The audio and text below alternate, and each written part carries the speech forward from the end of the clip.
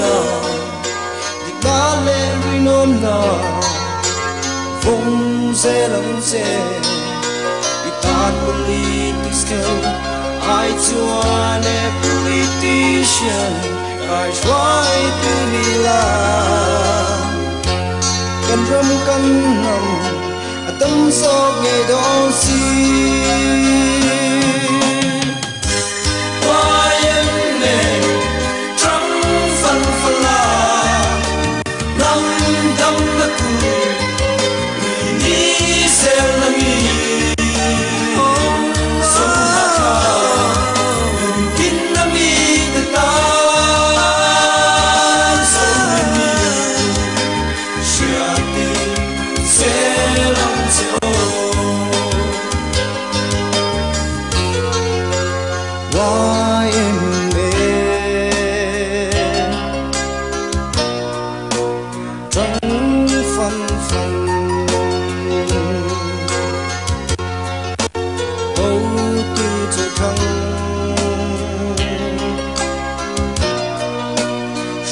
si lo te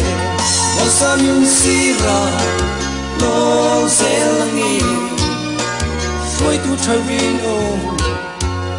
man chuak se lang che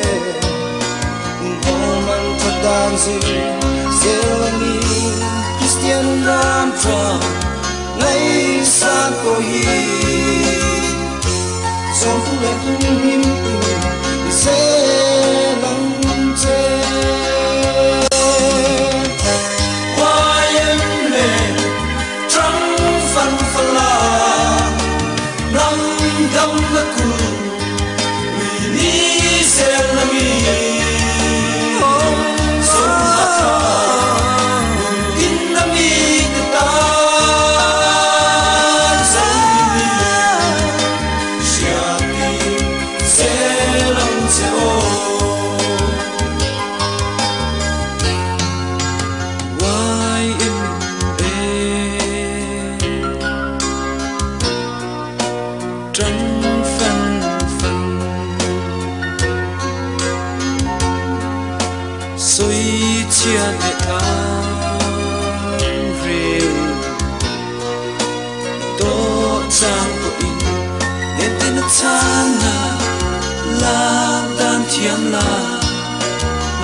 so ning kong di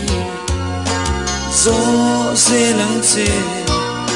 itil tia lalpa ron se la vein of walking se nge yang che chutin kwa ve in the ching zo nge